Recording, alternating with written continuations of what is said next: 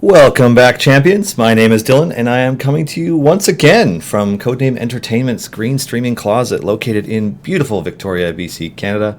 It has been a little while, hasn't it? And in fact, I'm pretty sure those are the words I used last time, which either means that I need to update my script or that we're not streaming enough. Before we begin, I would like to thank Dungeons & Dragons and the folks at Wizards of the Coast for allowing us to join you here each week on the official D&D Twitch channel. It is and will always be an honor to be here. And shout outs to Erica and Clive for all their help co-producing and moderating our show, as well as organizing giveaways, which, speaking of this week, we are giving away some more of these cool things courtesy of WizKids. These are Waterdeep Dungeon of the Mad Mage, Icons of the Realms, pre-painted plastic miniatures.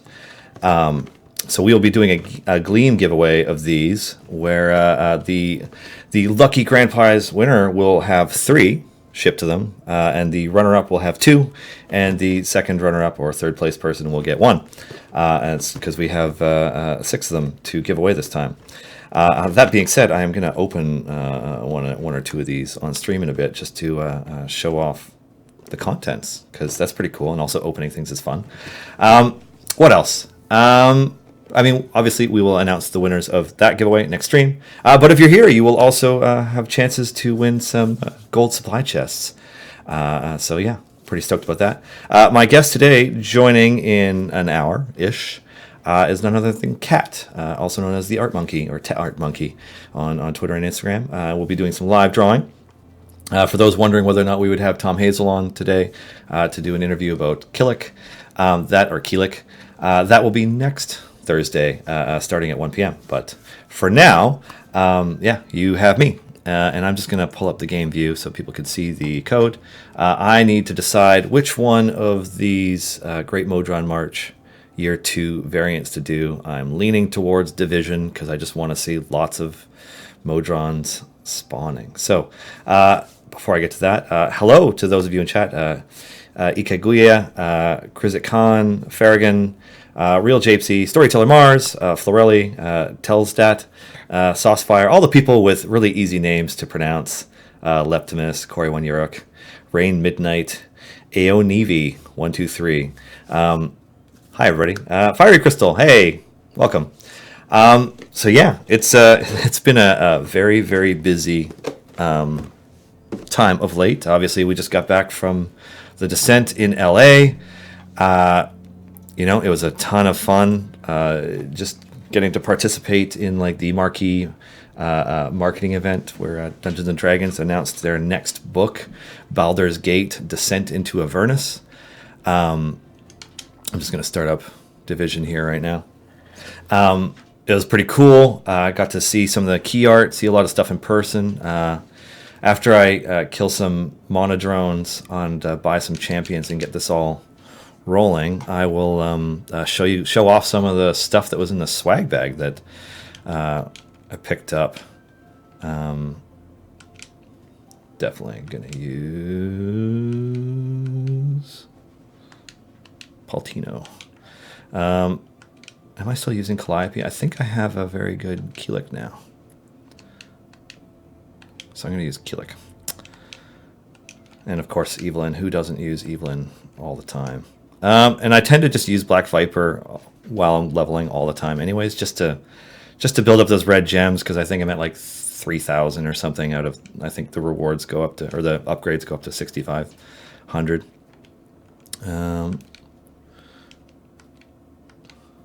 Always Volanya. Volanya herself, Satine Phoenix, joined us at the event at our booth. It was a lot of fun. So I'll get into that in a second. I just want to level these up enough to let them get rolling so that I don't have to dedicate too much attention to them and I can spend more time with you answering questions and talking about things D&D related. Now, let's see.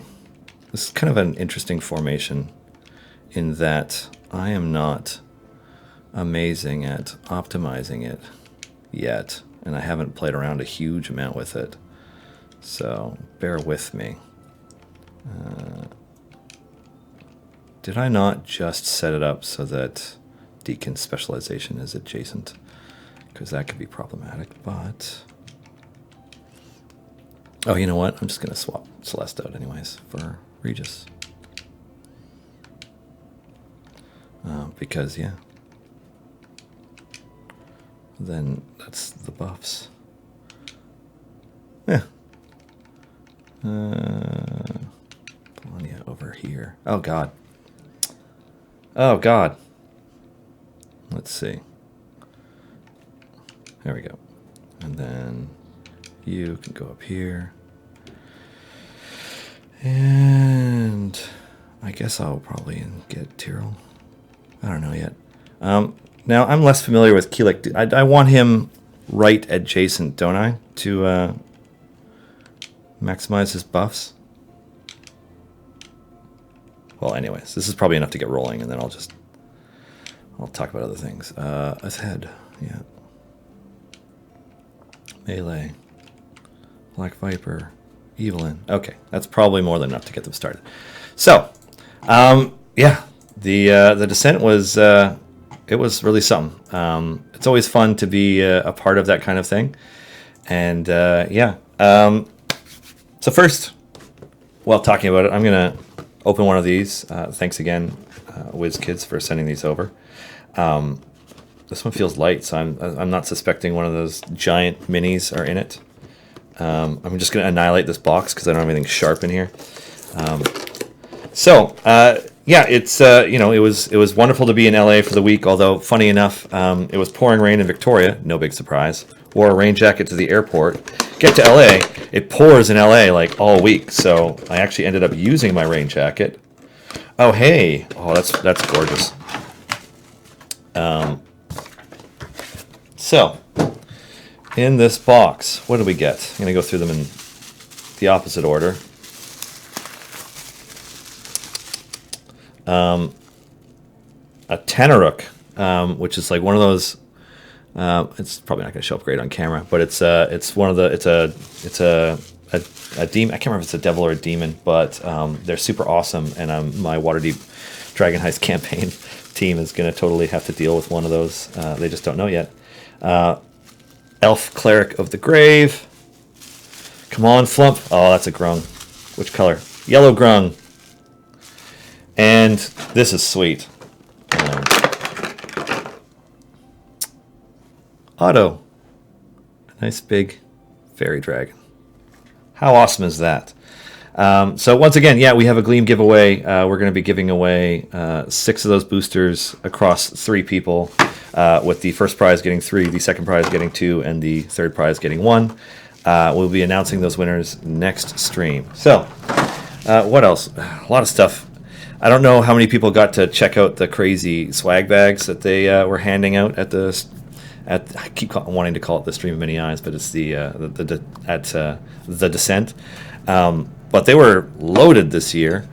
In addition to a copy of Ghosts of Saltmarsh, we had things like this like Roll20 printed map. We had these like really gorgeous foil stickers sets that are like they have like infernal writing on them, and a bunch of demons and ampersands and like stained glass windows with Zariel on them, and all kinds of cool stuff. We got had some fun chatting with Jim Zub and Max Dunbar, who are doing the Infernal Tide Baldur's Gate series. It's going to cut off in a second because it's just the way this camera is set up. But yeah, the heroes of Baldur's Gate are also going to descend into Avernus, and so I got Jim and Max to sign that because why not? Unfortunately, their colorist was not there. Instead, sitting beside them at the signing was Tyler Jacobson, who did the cover art for Descent into Avernus. It's this badass picture. Yeah, it's gorgeous. There's a whole bunch of prints and stuff in here. There's things like Adventure Zone postcards, the alt cover, the Hydro 74 alt cover of Descent into Avernus. Hydro 74 did a signing, but I was busy working, so I didn't get to see anything. What else was in there?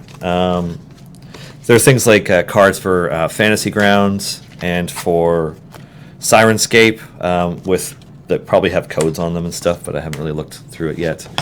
Another piece of key art from the game, from the book. I'm not quite sure how it's going to fit in or where. This stuff's very cool. I was lucky enough to have a spare moment, and I ran over and I picked up a copy of the Rick and Morty versus Dungeons and Dragons hardcover that the IDW booth had on sale, and I got Jim to sign it, which he wrote, Dylan, Rick hates your campaign.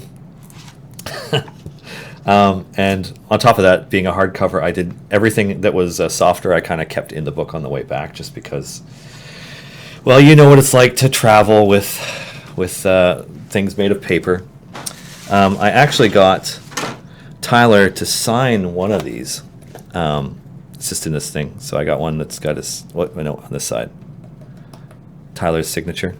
For those who don't know, Tyler Jacobson, in addition to being a brilliant artist, I believe he is engaged to the Kate Welch.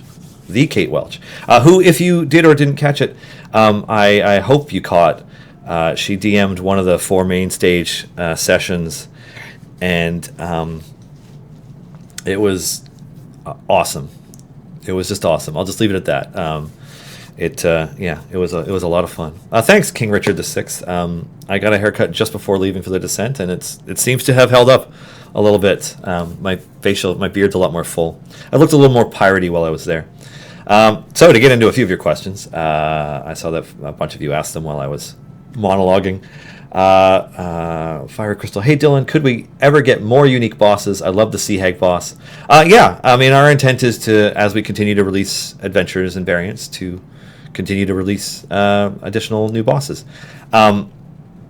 Now, I don't think we have any plans to go back through previous adventures or events and replace bosses, but certainly with new adventures and variants. I mean, there are quite a few creatures left in the Monster Manual and Volo's Guide to Monster and Mordenkainen's Tome of Foes, and I'm sure there'll be some more in Descent into Avernus. So yeah, we will keep adding them.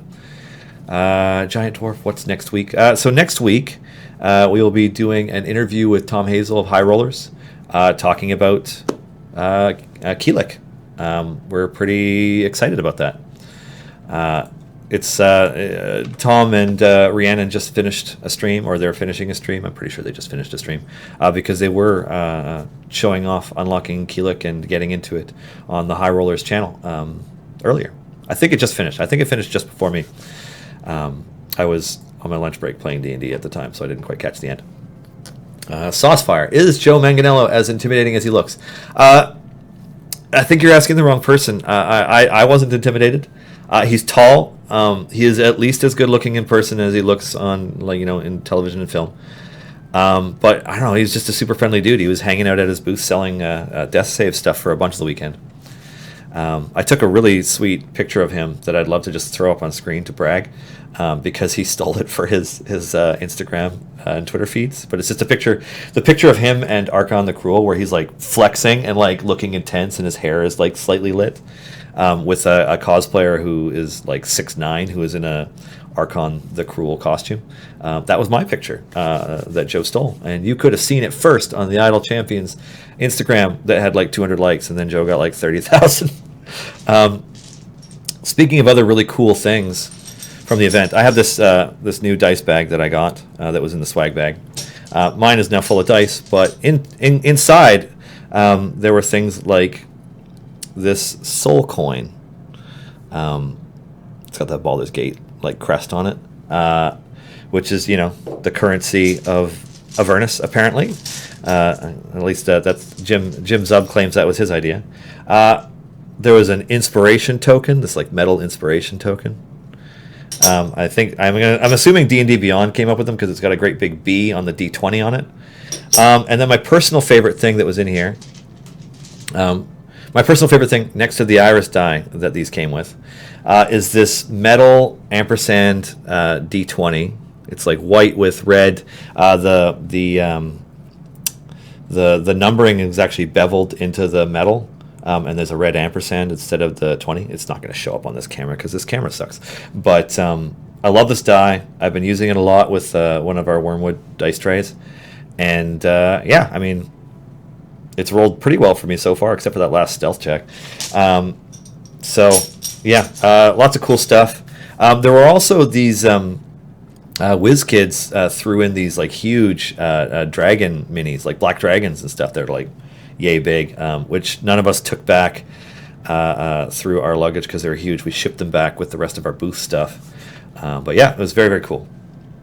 Alrighty. Ebiru Supiritsu. Is the reset with Delina as highest damage a troll mission? The game isn't registering her doing the most damage. So if the game's not registering her as doing the most damage, you might want to remove any clickers or any click damage that you have, because Delina needs to be hitting that hard in order for it to work. And also, like, there may be issues. So if you're seeing a bug related to this, please open an in-game support ticket, and we will try and sort you out. The mom unit. Hi, Dylan. Is it time to poke Chris about the coloring book? We can't do anything about that yet. Yeah, we there are moving parts behind the scenes that have slowed us down a little bit. So yes, as soon as we have information about when we can release our coloring book, we will.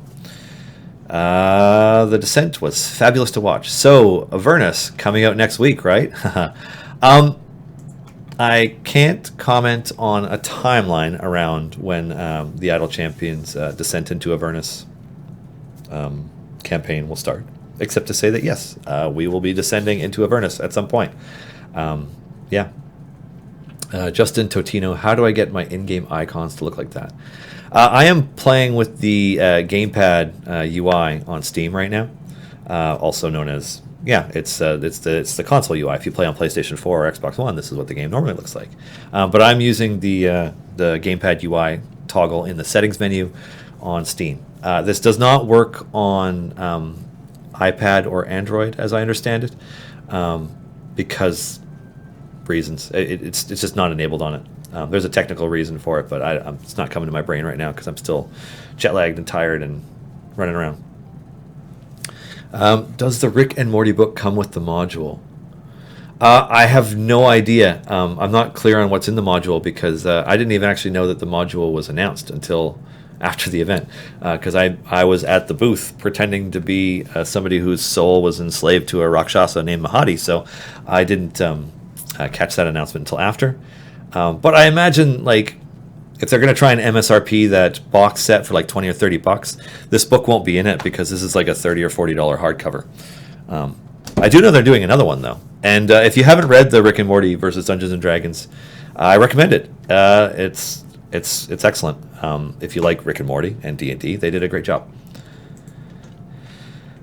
All right. When we'll get another level cap increase, I don't have any new information to share on that yet. Will you add an infernal chicken as a familiar? I mean, I feel like we have to. That being said, I don't get a say, and it's really up to Chris. So, bug Chris. He's at Game Guru Chris on Twitter. So if you just start tweeting at him like infernal chicken familiar, please, that would be the way to hopefully get it included the next time we introduce more familiars. What was the reasoning for putting Quill in the same slot as Calliope, replacing a bard with a bard?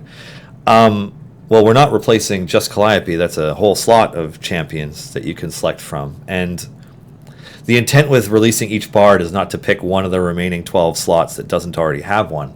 We're trying to balance champions around, the entirety of the roster, not just one. So it was inevitable that we would have some bard swapping going on. Anyways, I think that Keelik offers a pretty viable option. And yes, I mean, I'm sure there will eventually be bards in other slots that don't yet have them, but yeah, we can't always guarantee that, like, taking into account we want the high rollers to fit into some all the Eros champions to fit into some pretty specific spots. So yeah, you know, Quill is where Quill is. Have I bitten the soul coin yet? No, I fondled it a little bit too much. I don't want to put it in my mouth. Educated monkey. I would love to see a more detailed rundown of the party DPS, including buffs from achievements, etc. For example, as an extra tab in the achievement window. Is something like that on the roadmap? I don't know if a feature exactly as you were describing it is on our roadmap. We do have plans around improving our interface, but as for how that stuff's going to look and how it's going to fit together, I'm not at liberty to talk about that yet. We don't like talking about those kinds of things until they're closer to being locked in. So yeah. CG Player 2000, why does your idle look so different from mine? I assume it's because you're not using the gamepad UI. Esmerandia. If the weekly things keep going after this 10-1, can you put an option to minimize the previous week or close them if they are completed / not active? I'll keep that in mind. I mean, obviously, with each version of these kinds of integrations, we're taking in our customer feedback, our player feedback, and looking for ways to improve it. And yeah, I'll pass that along to the team. Just making a note. Light Body. There was a lot of talk about bans at D&D Live. Do you know if any of that stuff was recorded? So I don't know exactly what the plans are around releasing that stuff. You know, I know the Mountain Goats played, although I didn't catch it because I was busy breaking down our booth and taking our stuff out of the venue. The only band I caught was the Magic Sword, which was frickin' killer. I was doing devil horns below the camera. They were awesome. I don't know if you know them. They did the soundtrack to Thor Ragnarok. Live, instead of being a bunch of synths, they have a drummer and an electric guitarist. And I posted a picture of them when they finished their last song, where they're holding up their like light sword. It was awesome. They were awesome. So I hope it gets released, but I have no idea what the plans are. I feel like fewer people were watching that than could have been because the finale of some popular show was on at the same time or something. I don't know. It's weird. Alrighty. Legendary Dragon 75. Question. I don't know much about D&D stories, so I wrote some tickets about that. Can someone give me more of a rundown on how blessings work? I just kind of level and everything. But is there a certain way you should level your blessings? That kind of varies wildly based on what you know, how much favor you have, how much you have to spend, what you're working on. I'm sure a player like Garwar or Giant Dwarf or Silisa or Mars can give you a better idea of which order to approach each one's. Generally, the first tier global blessings for each campaign, where you increase champion damage across everything in the game, are the ones to aim for, and you kind of just want to keep purchasing them. Keep purchasing them as you play, as long as you're not spending too much of your favor, because you want to be able to get to your wall quickly and build more favor. That's really the best breakdown I can give you on blessings. I mean, all of them improve your gameplay in some form. Coolman 2800. How can I get Spurt if I have begun 5 days ago? So you just missed Spurt's event. Time gates. Time gates are your option. If you see us at a live event, we tend to have cards for champions that players have missed, including Spurt. We have made Spurt cards now, so there's that option.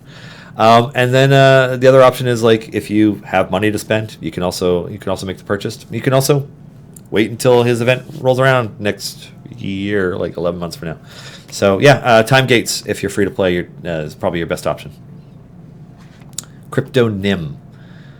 Is there any chance of an option to increase the text size of the chat window, etc.? I have a 1080p screen, and it's only at 13. The text is so small. I will pass that along to the master of all things UI front-facing, David, and see if he can do something. Giant Dwarf, thank you for putting a lawful champion in slot other than 3. You're welcome. Hashtag thank Chris. Or Justin. Maybe Chris? I'm not sure which one. Alright, is it time for me to update my formation? I feel like I have enough gold to purchase everything, so... what was the formation I was leveling with before?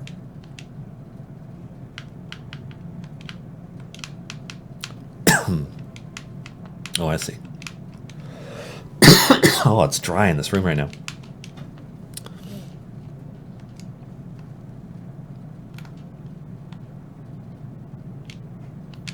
Alrighty, did that organize them in the way that I want? Who's missing?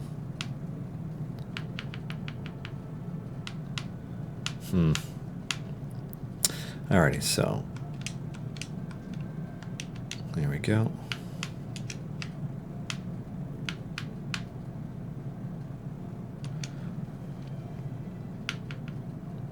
I was rocking a Delana formation for a while there. Maybe I'll just do that for this stream.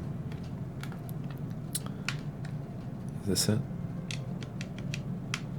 Yeah, it is. I just need to move everybody around.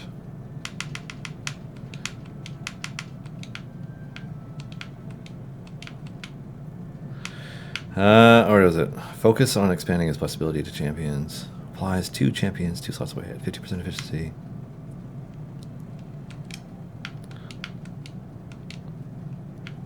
Alrighty.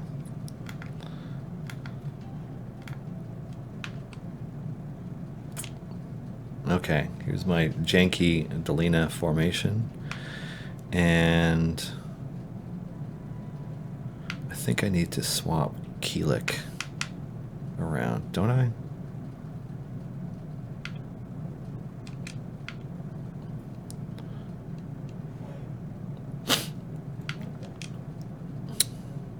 That's a little better, right? Because he's got... Yeah. That looks... Okay, cool. I'm just going to pull up familiars to put on leveling everybody so that I don't have to look at it.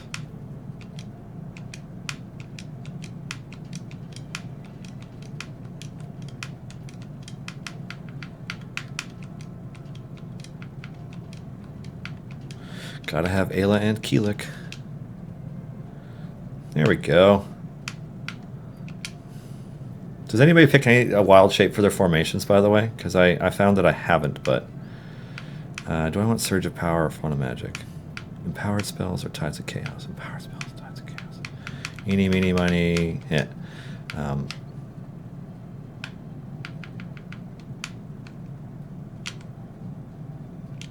Oh, yeah! Had some great times chatting with Ryan Hartman at The Descent, although I did have a bit to drink at the D&D Beyond Bardic Inspiration Night event, and not realizing that I'd also had my allergy medication.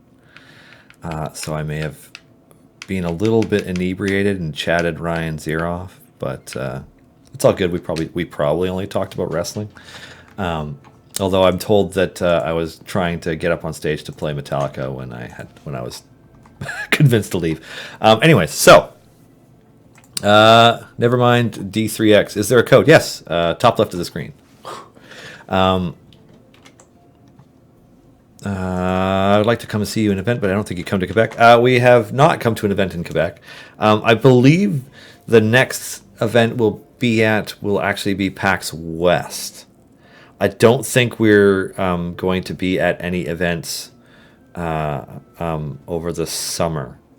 That might change, but currently I believe the next event we're going to attend will be PAX West in Seattle. Zephyrite 24. Can we get new music for the game? The one we have now is catchy, but I'd love to have more tracks since it gets monotonous and boring. I hear you. It's funny that you should mention that because it's a discussion that comes up every once in a while for us. How many players have the sound on? I know I don't play with it on because I've listened to the music a lot, and so it's one of those things where, like, if players aren't going to play with the sound on, should we be making more music tracks? Or maybe the reason that they don't play with the sound on is because we don't make more music tracks. So, anyways, it's something that we may explore, but we don't have any plans to announce related to it right now.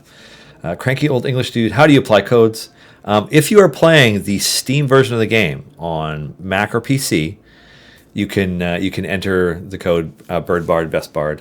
However, you cannot yet enter codes onto iPad, Android devices, PlayStation 4, Xbox One, and that's it's not for any reason other than we have not yet finished that feature. It's in development. I don't have anything new to share on it, but it's coming.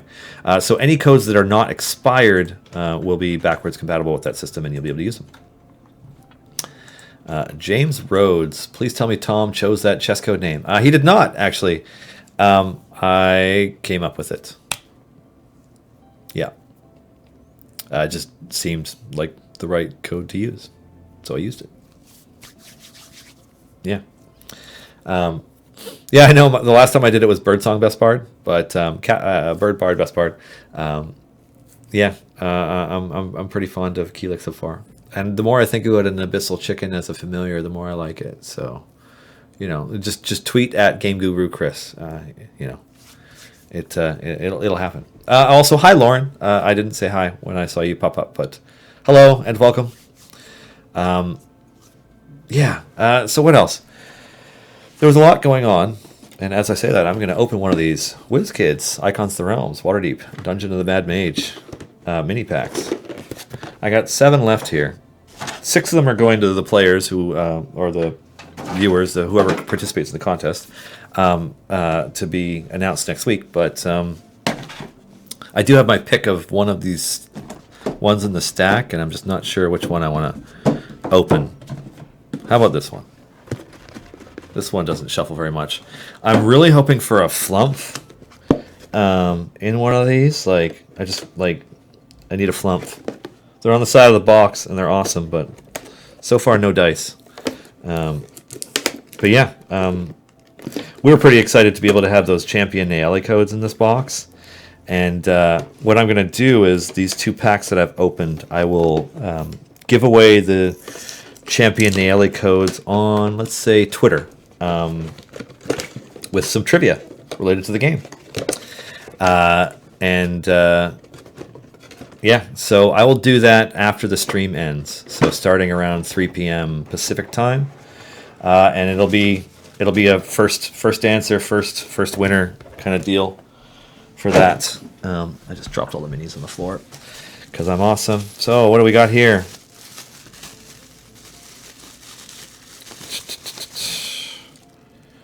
Arcturia. Little Fey person. Can you see the wings on the screen? Oh, if I put it in front of my face, you can see them because they're kind of green. They disappear a little bit when I do that. But yeah, that's pretty cool. Who's next? It's the sound of the bubble wrap coming through. Oh, just veteran. This awesome looking fighter with like what looks like a bastard sword. That's rad. Another yellow grung.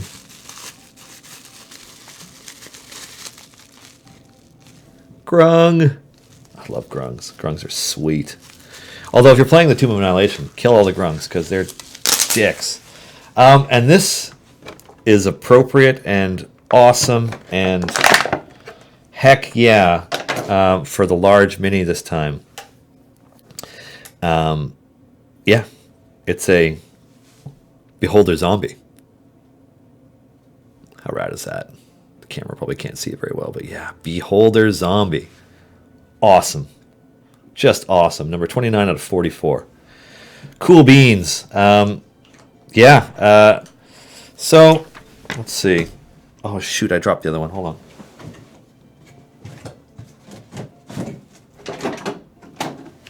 Ruh-roh.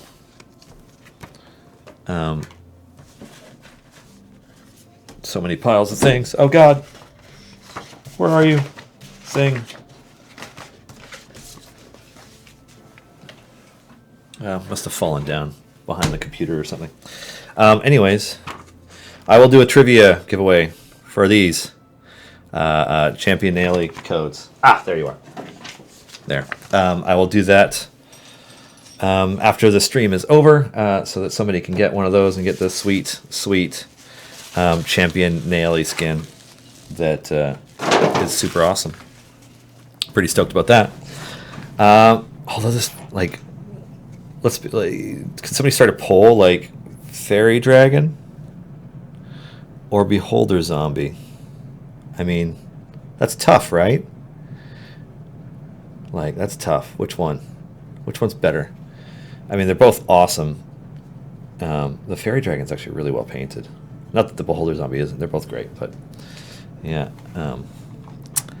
Anywho, I will be doing the trivia from the official Idle Champions Twitter, and I'll tag it like hashtag. No, I won't tag it because it'll be answered in 2 seconds by somebody who's a ninja.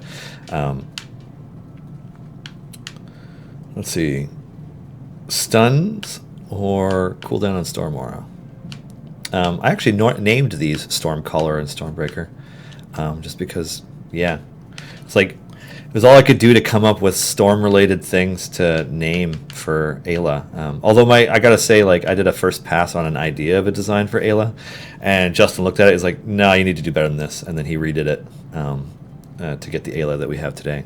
Although the core of it is pretty similar with the Storm Aura and Lightning Bolts and stuff. Had a lot of fun chatting with Katie as well as Tom and the rest of the High Rollers folks, Chris and Mark and Rhiannon at the Descent.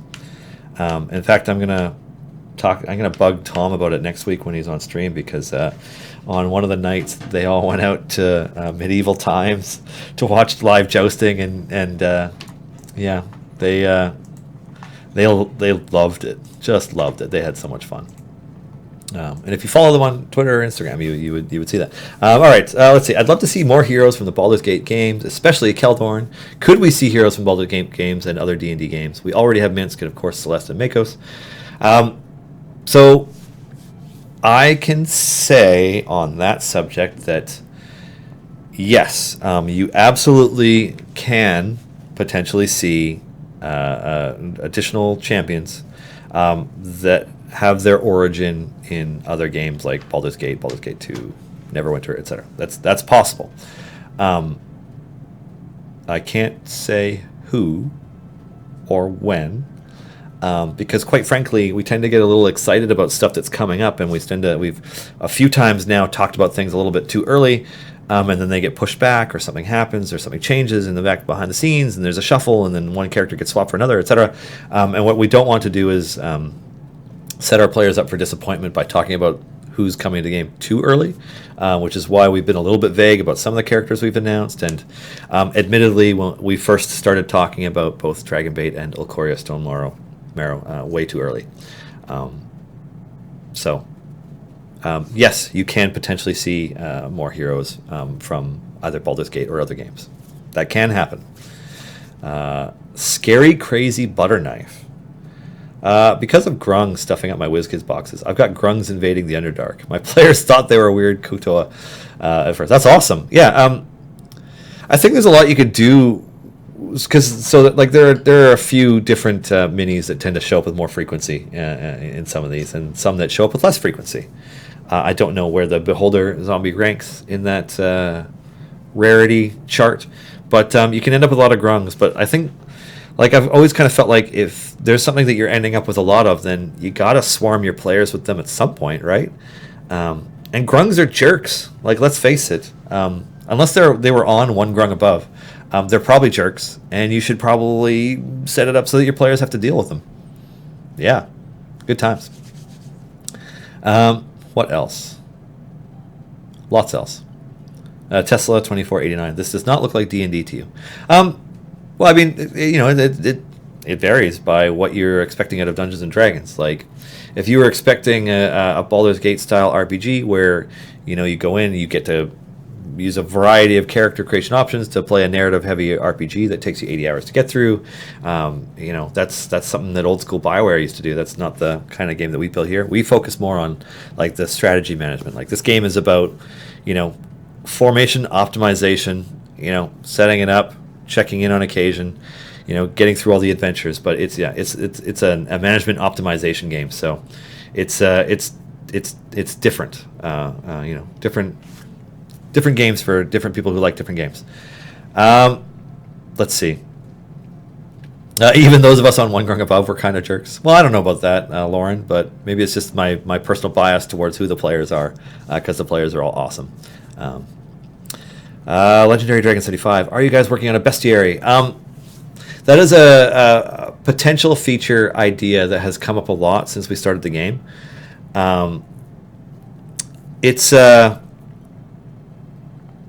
we don't have anything officially planned around it. It's one of those things where, we recognize that players want more information about what monsters are in the game or in an adventure, and it's on our minds to find a way to facilitate that, but we don't have any definitive plans around it or anything to announce on that subject. A full bestiary that includes all of monsters in the game is probably out of the question. So, yeah. Are you a pro at D&D? I am not a professional D&D player.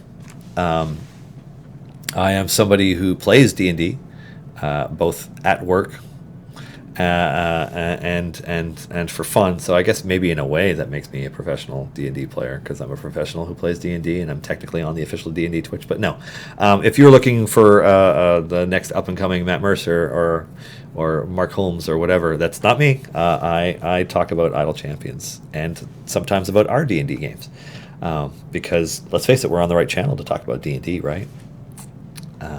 Yeah. I'm also not an official spokesperson for Wizards of the Coast. I can only speak on behalf of Idle Champions and Codename Entertainment, so keep that in mind also. Kika, I'm a professional D&D player. Sweet! Congratulations. Alrighty. So I see...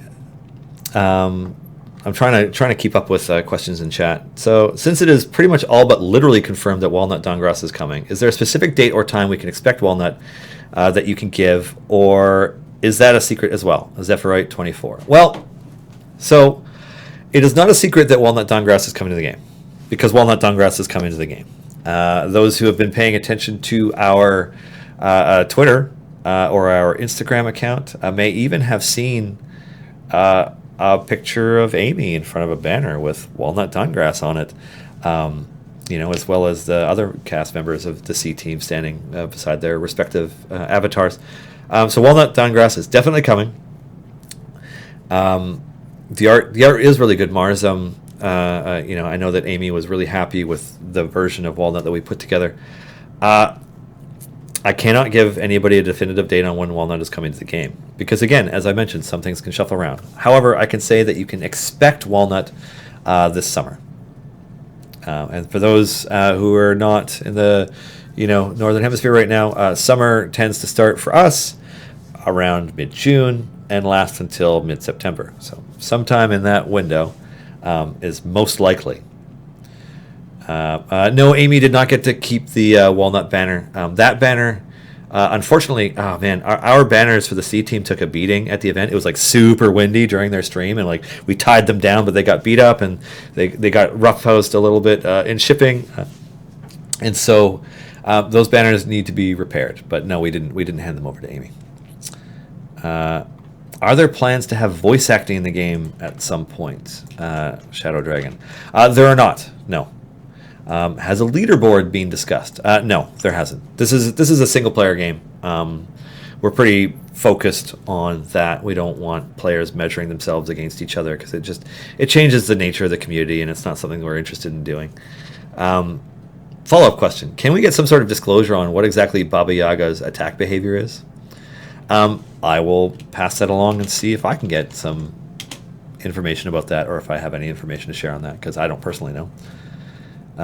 How many little critters were harmed during the creation of Walnut Dawngrass? Well, there are some things that you have to do in order to make a Walnut Dawngrass, and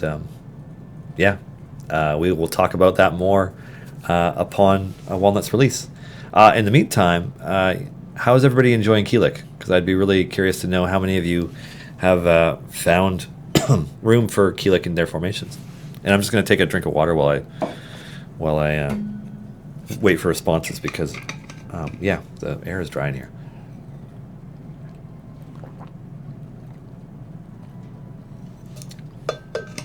Stellawen, can you describe your experience at the Descent in one word? I might be the wrong person to ask, because I like quite a few other people, went to the Descent to work, and I was not somebody who got to but got to attend and participate in the event. I didn't get to play in any D&D games. I didn't get to participate in any of the live questing with the NPCs and stuff. But I can say that in one word,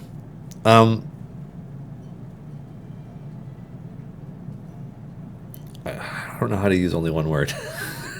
I mean, one word to decide my experience at the Descent. Hellish. It was infernal. I had a great experience. I know that I said that I went there for work and I had a different experience from everybody else, but like it's fun. I mean, you're in the community of D&D people. You're reconnecting with people that you probably saw last year and other people in the community that you do work with, and got to hang out with Satine a bunch and Mark a bunch and the High Rollers, the rest of the High Rollers team, and say hi to Tito and Pelham, and got to see Lauren and say hi and catch up, etc., all that stuff. So I would describe my experience at the Descent as family. Yeah. Summon Satan. Dylan, there are becoming too many characters for just the 12 slots. Will you make a 13th slot? I can, that's beyond my pay grade. I think you need either a Dave or a Justin on stream to ask a question like that and actually get it answered. Because I can't speak to it. What I can say is that, we tend overall to look at it as like a sort of a curve of like how powerful characters are, even if it's not definitively so. And that, maybe someday we need to add more slots, but we don't have anything official on that subject to talk about yet. AOGain 10. When will the Founders Pack expire? The Founders Pack is expiring this summer. It will expire and be replaced with something else. So, as I was just saying a few minutes ago, summer for us starts mid-June and ends in September. The Founders Pack will expire sometime during that time. I don't have a definitive date for you for that. Can we get an owl or owlbear familiar? Abyssal Chicken is a bit more timely, but owls are a classic. Find familiar, and owlbears are iconic. I may be a bit biased since I love owls, but a baby owlbear or an owl would be a great familiar. And a follow-up to that, will there be more familiars you can get with gems in the future? That's a whole lot of familiar questions that I've heard before. So we kind of... we will definitely be adding more familiars to the game in the future. That's kind of a given for us in our general plans. But there are other things that we want to do with familiars as a feature, and other functionality we want to add to them in terms of saving slots, that kind of stuff. And so we are holding off adding additional familiars to the game until we do stuff like that. So I don't have an ETA on it. But yes, more familiars, absolutely. And owls, baby owlbears, abyssal chickens. I love it. All these suggestions are great. And if, maybe we should do a community survey and just see, what would you like to see as a familiar? Storyteller Mars. Hi, Mars. Haven't tried Keelik yet, but I'm excited for him. He has a lot of use in the trials. I've only had a little bit of time to use Keelik, and in this formation, obviously, I'm trying to use Delina, and I'm also using, Ayla, and I'm just trying to play around because I tend to use, my go-to formations are always Archon formations or whatever, and I'm just trying to change things around, and Anyways, who is next from the Arrowist team? Well, we're gonna let Keelik have his spotlight for the next few weeks before we even start to broach that kind of topic. But tells that Keelik's graphics are great. Still working on gear before heavy playing. Tough to swap out a core since the rebalance. We hear you. Yeah. I mean, the best thing about whomever the newest champion is when they come out is they're usually balanced both with the current meta and with upcoming changes that Justin and or Chris are anticipating in mind. So, we hope to have the character in a good place right off the bat, both for the short and long term. But I will have to wait and see if that's, if we've hit the nail on the head this time or if there's a slight adjustment one way or another. But we're pretty excited. Any chance of more critical role characters being added in the future or any others available? That's not really a topic that I can get into, except to say that we would absolutely love to be able to work with Critical Role on, more characters, and I just have to leave it at that. Garwar, now that there have been 2 weeks of C Team, can you tell us what causes the initial dump into the cauldron from the game to be larger one week than the next? Is it the number of people participating or something else? I don't think I can actually get into those numbers. Only Justin can really answer that question. Because, again, that's a little bit above my pay grade. But as I understand it, the participation is high. And that's what I know about it. Justin Totino, to spin off of the Founders Pack question, will the Explorers Pack ever expire? I don't have anything definitive on that subject to give you yet.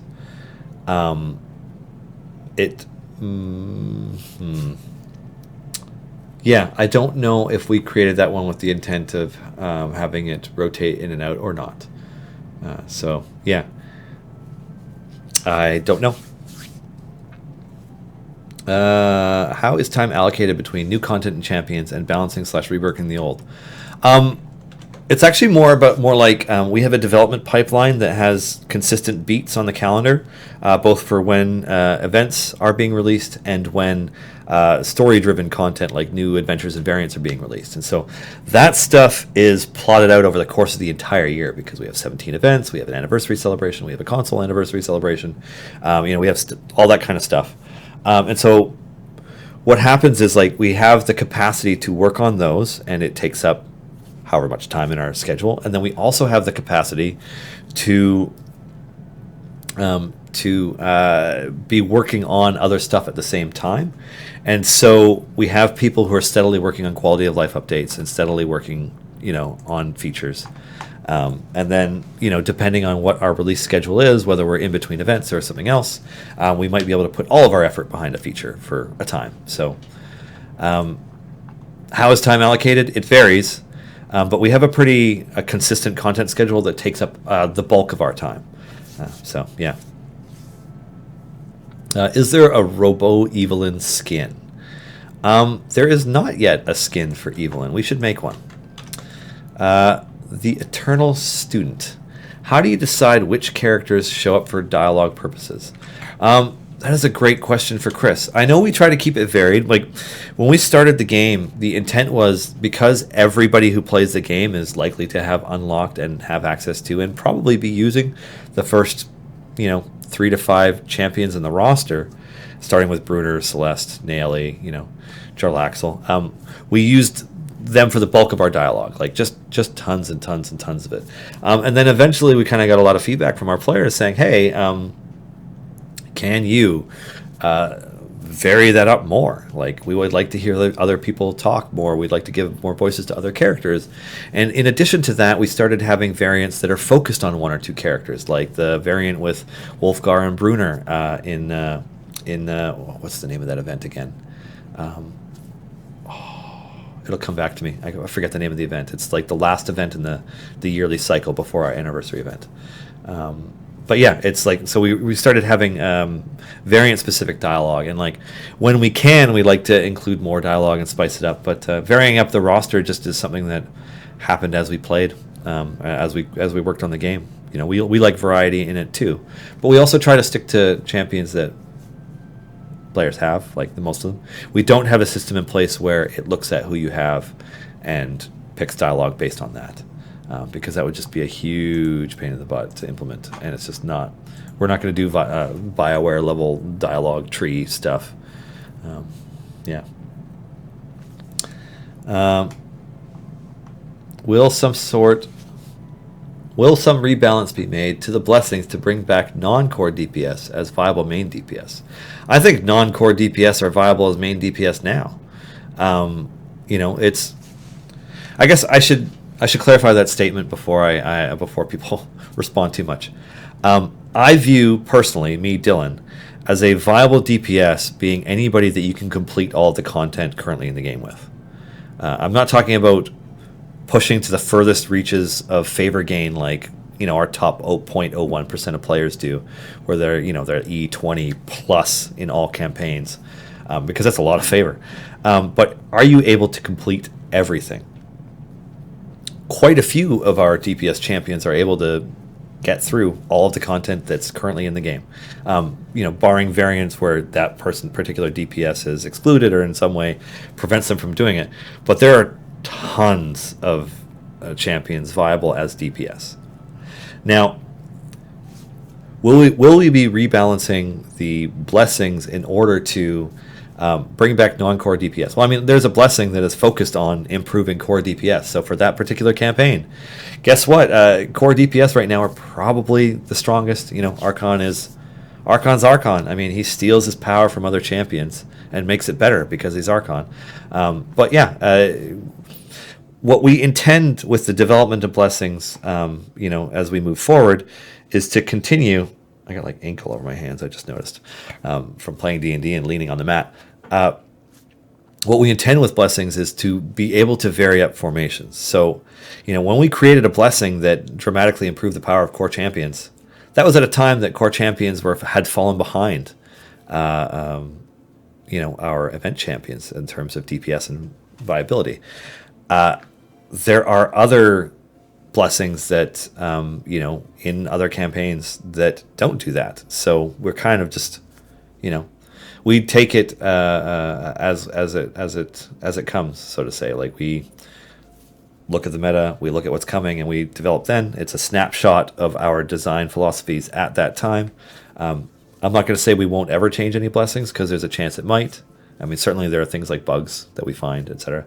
But yeah, I don't think that non-core DPS are not viable right now. I think event champion DPS are viable right now.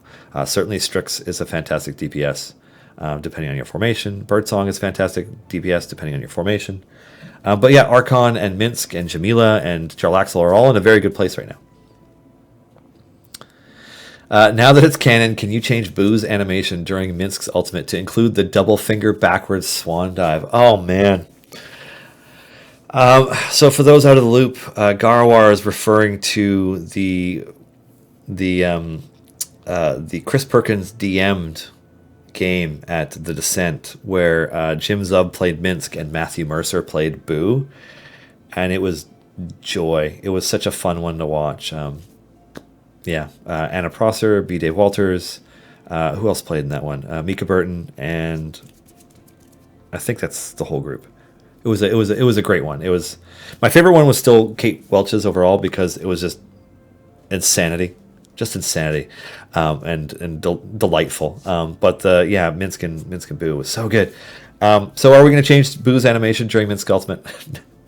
No, we're not. But I love that you thought that, because that's such a great idea. Torm's fast recovery blessing is reducing Spurt's ultimate cooldown. Good to know. There was no such thing as a ultimate cooldown that you wanted to be longer when that was created. So, I'll pass that along to the devs, and maybe they will adjust it. Maybe they won't. Yeah. Oh, accidentally deleting stuff. Kat will be joining me in just a few minutes here, but I have time for a few more questions. What do we got?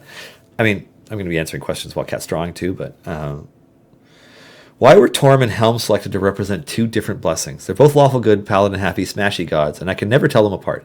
That is a great point, and blame Justin. We try to pick a deity that we feel makes sense for that particular campaign, which is why Kelemvor is the one that we use for the Tomb of Annihilation campaign. And just waving at Kat. And Torm and Helm are picked for the others two. I suspect it won't be Torm or Helm or Kelemvor for Descent into Avernus, because we're going to the Nine Hells. So a deity more appropriate to that setting is likely to come into the game. And let's see. Did you guys have a chance to chat with the McElroys at the Descent regarding Adventure Zone characters and Idle Champions? I would not be able to disclose whether or not that conversation happened, even if it did or did not happen. So I can't comment on that. The only thing I can say is that given the opportunity, we'd love to work with the McElroys. Will there be other synergies like the Arrowist synergy in current factions? We do have plans regarding creating additional synergies across. Cat's all cut off. I'm just gonna At least you're not cut off if I do this. And I'll turn your mic on too. Hello. Hi. I'm just going to narrow my chair so I can slide over a little bit. And, somebody bumped this camera. That's what the problem is. Ah. Yeah. Blame Chris. No, this room has not been streaming for 2 weeks. So That's true. That kind of thing happens. I'm just going to turn this one down and this one down. And pull them in a little closer so that it's not... Hi, chat. I see you. Yeah. Anyways, we do intend to continue to build upon synergies between our different characters. I'm done this variant, aren't I? I sure am. However, what I'm going to do is I'm going to pull up the Photoshop view so that we can do some drawings and then I'm going to do this other thing quickly to... Well, while you're doing that... So you can use all the Photoshop memories. Yeah. While you're doing that, if chat has any requests or nothing about what to draw, because I don't know. Draw Murray when he was still a wagon with a cannon on him and characters using it. That would be quite a thing. But yeah, what would everybody like to see? Oh, I'm glad there's love for Tethys. Thank you. Yeah. Drew her last time I was on, which was kind of recent, actually. As far as the streams have been, anyway. I think that was like last episode because we were not active for the Descent because we were traveling to the Descent, and we were not airing the week before that. So yeah, it may have been. Yeah, this is, and you finished this, didn't you? You did more to this one. No, actually, it was a different one that I had started at home before I drew this one. Okay. And yeah, I did finish and color it and stuff. Cool. How about a Hex Blade Warlock? We actually, that's great, but we already did one of those on stream once. I did, technically. Before his death. Halfling Staff Monk. Draw Zariel. Hey, yeah. The new Zariel? Yeah, I got a thing.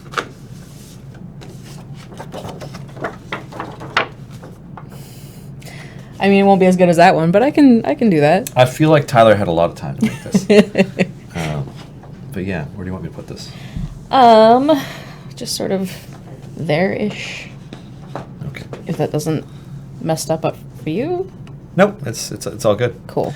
How about Ilmater for favor? That would complete the triad of gods in the Forgotten lore for Torm, Helm, and Ilmater. I said Horm instead of Torm, Helm, and Ilmater. That's a great suggestion, Mars. ETA on more info about the Descent campaign. That's a hard. Could you get that for me? Which one do you want me to click on? Just create down there. Okay. Thanks. And I'm just gonna scroll this a tiny bit now. Please do. So because the book doesn't come out until September, last year we were able to launch basically the first two adventures and variants of the Waterdeep Dragon Heist campaign the week after the book was announced, because it was a soft introduction to the campaign, and to be blunt, players didn't get any more info than they wouldn't have already had by reading the back of the book cover or paying attention to the stream when it was aired. So, we did a soft introduction to our version of the game, and then we didn't do more adventures until just before the book came out, because there are some major spoilers in the storyline for the Descent. We only know a little bit more than people who viewed the stream did. But we don't want to spoil anything for anybody. So, the only thing I could say is, hey, you'll be spending some time in Baldur's Gate, and then things get dark. But I don't have an ETA on when we'll be able to get into it. Asmodeus' Favor would be good, the Eternal Student, but we actually used Asmodeus' Favor for one of our events. So we would probably have to pick somebody else. I remember people being weird about that also, because it was like, oh, but he's a dark god. Why is he for the event? Blur. That's true. But at the same time, I mean, if you're going to get a favor from anybody, Asmodeus is a pretty good one to get a favor from. Sure. Yeah. Yeah. I was gonna go off on a tangent that would make no sense, so I'm gonna keep my mouth shut. Yeah, there's the pantheon of gods is rich with opportunities for us to use. But yeah, the divine favor for the Descent into Avernus campaign will have ties to that campaign for sure. I think I turned this a little bit too far. I'm just going to turn it a little bit further back. Yeah, I think somebody bumped it forward is the problem, because it's like it should be a little bit further back and like able to capture us all, but like I have no way to fix it without fiddling with the whole thing, because I didn't realize this table had moved. Oh. How far from the red X is it on that side? I don't see a red X. Oh, that's probably part of the problem. Anyways, don't worry about it. Okay. We will just have 3/4 cat for this stream. My face isn't important. It's the drawing. Yeah. There better be tons of stuff with Minsk with the Descent into Avernus campaign since it's Baldur's Gate. It's funny you should mention that. My favorite line from the stream, my favorite lines, were when they were first making the official announcement, because it had already been kind of accidentally spoiled a bit before, because there was swag in the swag bag that said what the name of the campaign was, and they gave it out before they made their Wasn't there before also they made the announcement. a bookstore that like announced it or something? Oh, probably. So they accidentally stole their own thunder, which happens. I mean, you know, it just happens with this kind of thing. But when Chris Perkins specified, he's like, if Waterdeep is Metropolis, then Baldur's Gate is Gotham City. And I'm like, that is a good way to describe how much darker Baldur's Gate is. It's like, oh, it's way more gothic, and you'll get shivved in the street, and there's some sort of vigilante running around kicking the crap out of people who's also a lord. Pretty excited about that tone shift, because like I really like the Waterdeep Dragon Heist campaign, and like the Waterdeep setting, because it's awesome. But like it's also like the city has its shit together. You know, like it's a functional city with lots of lords and ladies, and like yes, there is its own level of like Game of Thrones style politicking going on, or Lords of Waterdeep politicking, I should say. But you know, they have an extremely powerful open lord who is, you know, literally the child of a deity.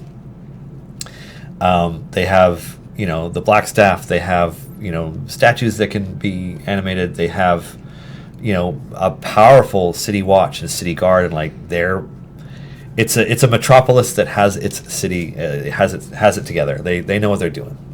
You know, they're no slouch. Baldur's Gate is, you know, like it's like just a darker version of of a city, and I'm stoked about that, and I'm stoked that they're probably going to have like rules around, you know, like what the laws are like there, and like what does it take to bribe a guard in Baldur's Gate kind of stuff. You know, excited about all of that. Excited about everything around the narrative that will get you down into Avernus, because, hey, we haven't really explored Avernus. Excited to go there.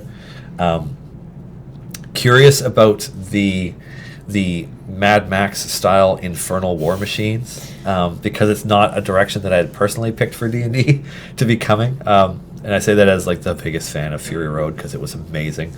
But at the same time, I mean, the Blood War has been going on for a long time. There's bound to be technological advances, and I guess using souls to fuel machines of war is that's what they do. So cool, excited about that. You know, excited to learn more about Zariel and Zariel's, you know, fall and all of that stuff, and yeah, I'm just excited about the whole thing. It's going to be sweet. Yeah. Is there going to be a unit that has an ability or special that pulls in bosses? Well, I mean, Warden does that. Phil Z12.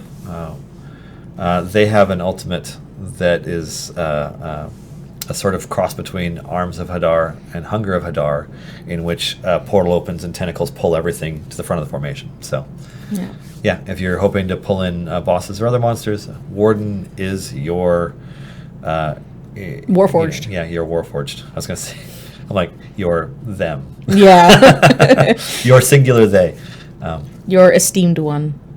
Yeah, Cobra King of Ert. Have you considered adding Demon Lord favors?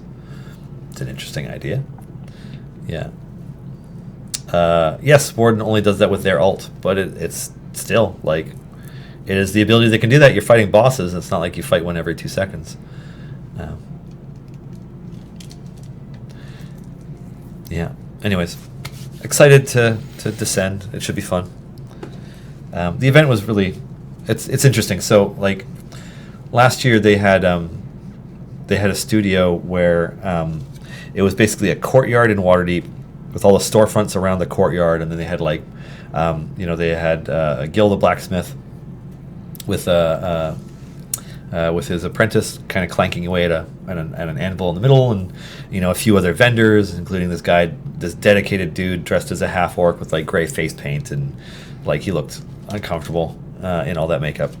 And then they had the Yawning Portal Tavern like built with like Elminster himself, Ed Greenwood, sitting there at one of the tables with Chris Lindsay cosplaying as Mert the Moneylender, and they had a Durnan, and they had all these other people in character. And so what they would do is they would pull the audience who was attending last year. They were in like batches of, I want to say like 150 or 200. I'm not sure how many seats they had in the auditorium, but it was for the auditorium shows. And they would pull them in through a back alley in Waterdeep, and then they'd bring them around in the courtyard, and then they'd like witness a bunch of events between NPCs and all this other stuff, and a bunch of bar fights as they went through. They'd have a pint at the Yawning Portal, and then they'd get escorted through to the Coliseum, sit down and watch whichever show they'd come to see. This year, the event, the descent, took place at the same time as the Ren Fair in LA, which is a pretty big event for people who dress up in medieval clothing and have stunt fighters. And so they didn't have any stunt fights because they were at Ren Fair. And they did a completely different thing where they had the Wandering Market of Avernus there. And it was in a studio where they had 4 streaming booths set up, where there were live shows going on 4 channels for the entirety of the descent. So like one channel would be like it'd be the D&D Beyond update, and then Todd Talks, and then Heroes of the Veil, like the D&D Beyond programming, and then in the next booth it'd be like a bunch of podcasters from a bunch of shows, and then the next booth it'd be a bunch of live streamers from a bunch of shows, etc. And it was kind of going through all of them. And then at the same time, the Wandering Market, it's a market that wanders around Avernus. And Mad Maggie and her marauders were there, and they had these infernal war machines vehicles there, and they had all of us vendors, and like all our souls were owned by Rakshasas at the center of the market, who, if you went into the market, yes, you could buy from Death Save, so you could go over to Joe and get a Death Save shirt, or you could go over to Matt Lillard and make your pre-order for Beal and Grimm's and buy some swag. And I think Wormwood had a really killer booth with a bunch of exclusive trays there that you could get at. WizKids had a booth. Ack Inc. had a booth. Roll20 had a sort of like map station. Gale Force 9 had a really cool booth across from us. Han Cholo, DM's Guild. Yeah, you're laughing at the Han Cholo name. I've always liked that name. And Fantasy Grounds. Was there any other vendors I'm forgetting? Ludia had the Warriors of Waterdeep set up where you can check out that stuff. There were a couple other like added vendors, like there was this weird wizard dude with trinkets and stuff. And a lot of the vendors, because many of us dressed up, we were all participating in a sort of game. And so if you went to the market, you could declare your allegiance to either Mad Maggie and the Marauders, or to Mahadi and the market. And depending on which one you declared your allegiance to, you would have either a purple or a gold wristband on your left wrist. And you would get treated differently and asked to do different things by the vendors and the people there, depending on which one you had chosen. And so our booth was, because our souls were owned by the Rakshasa, we were allied with the Rakshasa because we had to. And participants who had declared their allegiance to our faction could come to us, and we would help them to earn infernal parchments or infernal contracts that they could use to either get stamps to Rakshasa jazz hands that you could use to earn stamps, and then eventually at the end of this long journey you could earn a soul coin. I'm going to pull my soul coin out again for extra emphasis. You would get your soul coin at the end of whichever version of events you played through, and then you would be free to leave Avernus. Saturday was a busy day of role-playing and telling off players who had joined the wrong faction, and we were making everybody fill out coloring sheets because we had coloring sheets for Donar, Cathris, Rosie, and Minsk. So yeah. Alrighty, Bromium 2048. Have a clicker familiar ability to walk the team list to randomly level click someone who can level up, much like the special ability clicking movement. I'm not sure you mean like randomly moving up and down the champions you have and leveling them, kind of like how they do the their ultimate abilities right now? That's what it sounded like to me. Yeah, it's an idea. We're looking at a number of features related to familiars, but none of it's finalized. We're going to see how it looks and plays, etc. first. Yeah. Anyway, so it was a pretty fun game to play in the market, and if somebody outside this room could turn the AC off, it'd be great, because this room is becoming a refrigerator. And it's pretty chilly. Help us. Yeah, I could just hear the vent above me, and I'm like, it's venting more cold air in. Yeah. Anyways, it was a lot of fun to play, and it was a little more active play than how passive the entertainment was last year. Like you could participate in it, and then at the same time, in another studio, they had 25 tables of Adventurers League going with players playing a Descent into Avernus one shot that's like 3 hours long. And it looks fun. The way the set was set up, like it was like, it was this, like you were playing in the middle of an infernal hellscape. It was pretty rad. I took a whole bunch of photos of it, and I haven't posted any of them yet because we had an embargo on posting stuff to a point, because they didn't want us to spoil anything. And then I just never got around to it. Like I posted quite a few photos to the Idle Champions Instagram page and some of them to Twitter, but yeah, I didn't get through everything. When are you guys going to rework Dritz? My hope is that if I keep asking, you might start working on it. So Dritz is bookmarked or earmarked or targeted for the Year 1 Champion Balance update. We are not working on it now because there are other major features that we're focused on first. But Dritz and the Companions of the Hall are very much a part of it. And yeah, we want Dritz to be Dritz. We will be paying the same level of attention and care to the Year 1 Champion Balance update that we did to the Core Champion Balance update. Like, we definitely want, Dritz to be as legendary as he is supposed to be. Have a sip.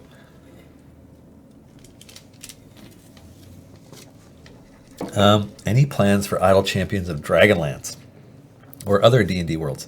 That's an interesting question. So, one of the more interesting things about so far in 5e, they've been very much focused on the Sword Coast, right? Like, it's all been in the Forgotten Realms, and it's been focused on the Sword Coast until this year. Ghost of Saltmarsh is not in a specific setting. Like, it's not Greyhawk. It's not it's not a specific setting.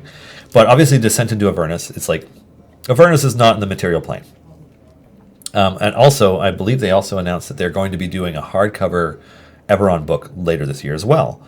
Eberron is also not, Faerun. And they did a Ravnica book last year, yeah, Our Green Paradox. I was getting to that, but you beat me to it. So, 5e is now opening up to other campaign settings outside Toril.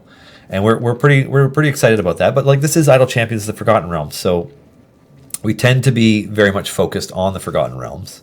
Warforged somehow made its way into our game, through who knows what kind of magics. And, we will obviously be doing a Descent into Avernus. And we spent some time in Barovia, which is not technically in Faerun. So, like, it's a little bit open, but we tend to be focused on the Forgotten Realms. Which is to say, are we going to go to Kryn? Probably never. Our Kryn character is going to make it into our game. Unlikely. Not impossible, but unlikely. we have a lot of characters that are directly tied to the lore of the Forgotten Realms and stories that are upcoming and also past stories that we really like that we want to add and that we're focused on first. So, all you folks out there who have a deep love and worship and fondness for Raceland Majir, like myself, can hope and pray that maybe someday, a character like that could make an appearance in the game, but it's not likely. But yeah, that being said, I mean, hey, there may be a Loxodon champion in the game someday. There may be a Vidalcan, Ravnica races. There may be, shifters and changelings and so on. But like, how did they get to the Forgotten Realms? Like, that's the kind of the main thing. Warden is on a quest from their master to find more delicious things for them to devour.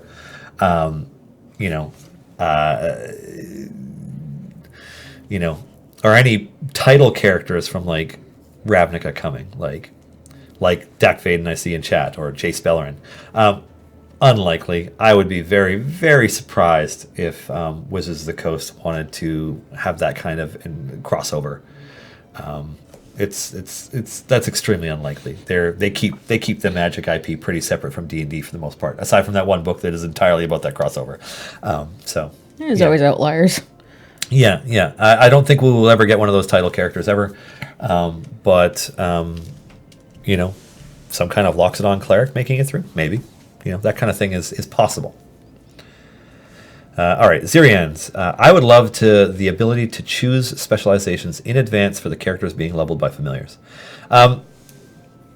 We hear your feedback. That's something that has come up and is like we would like to address in some way, but the way in which we do that is not necessarily decided.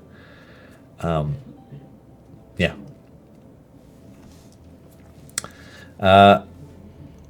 Can you give me a moment to do some scrollings? There we go. Killer Rossi, with the difficulty gearing up event champions, would you consider making the random silver gold chest drops into event chests during an event? We're not likely to do that. That being said, we hear you with regards to the gearing up event champions, earning item levels for them outside of events. I was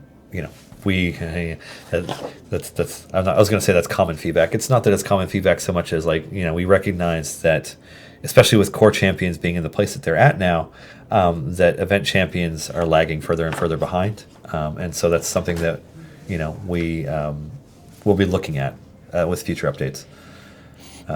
What's the most radical idea you've personally had for the game, which you're willing to share because it's so unlikely to be implemented? Oh God.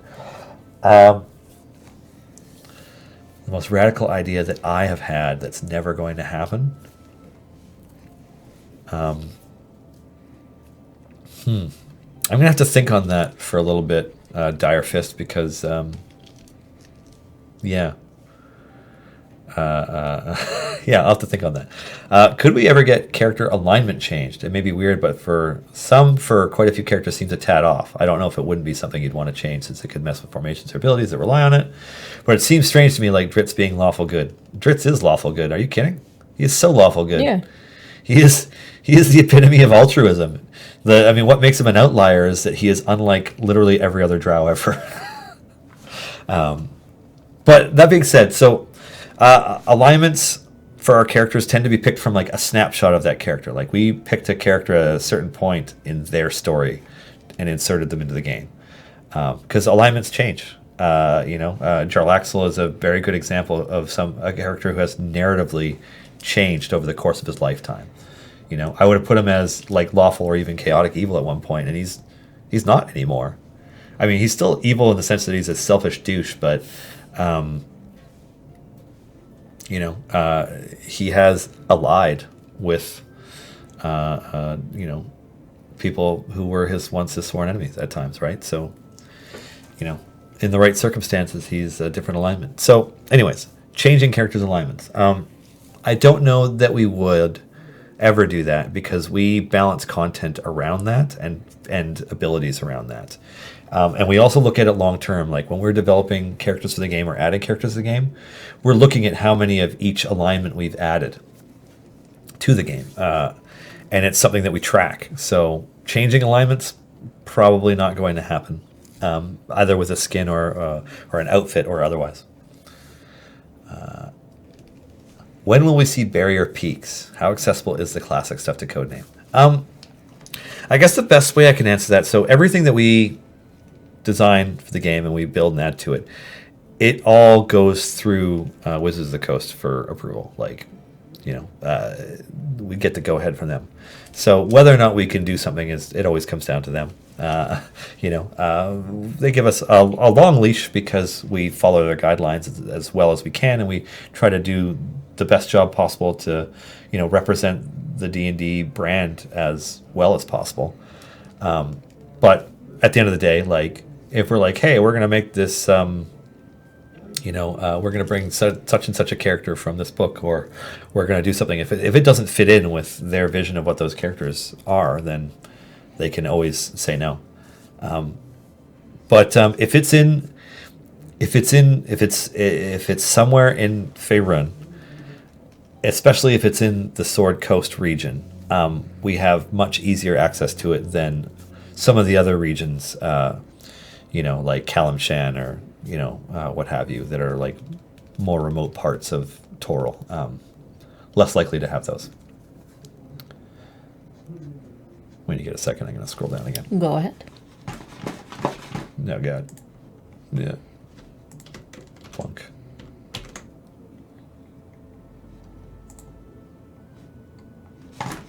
There we go. Yeah. Is Artemis in this game? I am reasonably new. Artemis Entreri is not in Idle Champions of the Forgotten Realms. We would like to add Artemis Entreri at some point. Some more than others. Yeah. Yeah. Did I hear someone mention cake? I want cake. Yeah. We had Nanaimo bars earlier. Oh, yeah. Yesterday, and there was or day before. I don't know. What is time? Yeah. What? Subjective. Yeah. A construct, that our feeble minds use to try and grasp an infinite and uncaring universe. Cool. Thanks. You like that? What was it? You ever listen to Bill Hicks, a comedian who passed away like decades ago now? But no, I don't think so. He kind of did the blueprint for a lot of the like a lot of comedians like Dennis Leary and Louis C.K. and like the people who like really built their careers off of like dark existentialist stuff and like smarminess, etc. He kind of started that. He was doing it in the 80s and into the 90s, and then he got cancer and passed away. Anyways, he had an awesome one about doing LSD and figuring out the universe and like how bleak it made it and like all this stuff. I forget the exact wording, but it's wonderful. It's part of one of his stand-ups, and that's the first thing that came to mind. What are the champion weekend buffs, please? I believe this coming weekend is Scourge of Saltmarsh weekend, in which case all of our champions are... Oh, God. I'm trying to do this from memory because I haven't looked at the form in a little while. I'm guessing Regis, Charlaxle, Black Viper, Birdsong, and maybe Ashara as the champions in this coming weekend buff. But yeah, it's a Saltmarsh-themed weekend buff this coming weekend in honor of the fact that the Ghost of Saltmarsh book came out earlier this week. Yeah. Is it true that Chris hides cake at his desk? No. I mean... I don't think so. The only way he'd hide cake at his desk is in his belly. We have a table that's dedicated to donuts, basically. We have a donut table in our office that too often has donuts on it. It's true. And any cake that we would have right now would probably be there. Yeah. Sorry, and the great Ghost of Saltmarsh came out earlier this week. I want to say Monday, but it might have been Tuesday. So if you've pre-ordered it through Amazon or something, it's probably going to show up at your door any time now. But yes, Ghost of Saltmarsh is out. Mars, we have a donut table. I'd take a picture of it to show everybody, but it's just a table. It's just a table. There's often computer parts on it because Dave always seems to be in some level of assembly related to computery things. And it also doubles as the shipping table where Clive piles up all of our packages before we mail stuff out, including like rewards and stuff. And it also is our Friday lunch table when we do lunches. But yeah, most of the time, It's the food table. it's just a snack table. Yeah, it's the donut table. It's Yeah. the donut table, and sometimes veggie tray table because that's what I'll be doing for my birthday. Yeah. Will we get a Saltmarsh campaign? We have no plans related to a dedicated Ghosts of Saltmarsh campaign. I don't know how many of you are familiar with the content of the book, but it's a collection of adventures, of high seas adventures, as well as rule sets for, ship-to-ship combat and other stuff, as well as, the town/village of Saltmarsh, and a number of enemies created for those adventures. But like, it's more of a Yawning Portal. Tales from the Yawning Portal style book. So filled with one-shots. I would love to run a one-shot for our team, but we are so deep into our Curse of Strahd campaign that like I don't think many of us want to play anything other than that until we actually maybe finish it. Because it'd be nice to get through that. Yeah, I still don't know how close we really are to the end, honestly. It depends on how much more side questing we do. Like, I guess everything, like, it's never gonna feel like we're ready because everything is so bleak all the time. yeah, well, and then Adam is just like, I don't care if you guys level, I'll just make things harder. Yeah. And then a frost giant throws a rock at you and like smashes all of you into a wall, and you're nearly dead before the fight even starts. Very nearly turns our druid into paste Yeah. with 2 turns. Yeah, well, the benefit is that it's so unlikely that Nick could re-roll a character weaker than Big. Because, like, Clive tanked those rolls to create that character, and, like... Yeah. And then purposefully put them in suboptimal places. Yeah. Like, his one good roll is an int. Yeah. Anyways, no, we don't have any plans to do a Ghost of Saltmarsh campaign. Elements from the Ghost of Saltmarsh book are likely to make their way into some of our adventures and variants, but no dedicated campaign. And on that note, maybe we should give an update to our D&D campaign. What was the last update I gave? It was probably a while ago. Did I tell everybody that my character died? I think we sort of danced around it. Yeah. But, yeah. Veshok Wraithwalker died creating a pocket dimension in a pocket dimension and destroying the enemy at that time. I did that in the Q&A. Okay, cool. So yeah, that has happened. My privateer captain is at least currently allied with this motley crew of adventurers, and we're trying to fight a frost giant, and we'll see how well that goes. We had to ascend a frost giant that shot your ship out of the sky and killed all your crew. crew. No, I want revenge on the frost giant. Importantly. I may die fighting that frost giant, and my character would be okay with that. Because unfortunately, her flaw is that her pride will lead to her destruction. So that's fine. Oh crap! I have to deal with this. You have piles of backup characters, don't you? No, I have one more backup character, like at the point where I could probably play them. Mm-hmm. I have a couple others that are like more existentially kind of like the rough ideas are there. Right. But I have one more that is rolled and like is rolled for a level 2 character right now, but could easily be leveled up. Yeah, I won't talk about that character because they may or may not exist. Yeah. But yeah, we're in a pretty dire situation as per usual. It looks like I'm going to get swarmed by orcs, while a frost giant is just catapulting our group over and over again. Yeah. I thought so when Big ran up to Alexis. I guess because I was like moving a character around. I was expecting Morgana to like dimension door and split the group up so that you guys aren't getting hit by one boulder. But it didn't happen. Well, he had 1 HP, so it kind of really needed to be healed. Yeah. Yeah, I realized basically right after each of my turns, like, man, I should have done something different every time. Yeah, well, and Big's unfamiliarity with conjure elementals was such that did not realize to summon the elemental before combat started. Yeah, and I had wanted to do 1 or 2 other things before combat started and forgot and just... Yeah. Yeah. Yeah, because, like, I'm sure Big's character would have been like, do we think we're close? Okay, cool. Summoned an elemental before combat started, Yeah. But we didn't get to that and, got ambushed. Kind of. Failed to ambush. Yeah. How much HP does Tethys have? Like 80-something, right? 89. 89. You're only like a couple above me. Yeah. Yeah. when I rolled this character, I rolled amazing. And I was like, oh yeah, so much health and so much stats. Because like Feshhawk's like, I think he had 3 16s. Whereas like Dex, Charisma, and Con. And that's after the book. Like he was not stat rich. But having a character that's got 20 charisma is like, oh, this is so nice. I can hit everything. My spells are less resisted. Yeah. It's stats are nice sometimes. Anyways, yeah, we're in the midst of combat. We'll see how that goes tomorrow. Alrighty. 1,000 daggers. Are you planning any kind of crafting in game? That is a great question that has come up a number of times. The only thing I can say about it is that if you look at our previous title, there is crafting. And if we were to do something like that, I'm not saying we are, but if we were going to do something, we would want to iterate and come up with something new and not just copy and paste.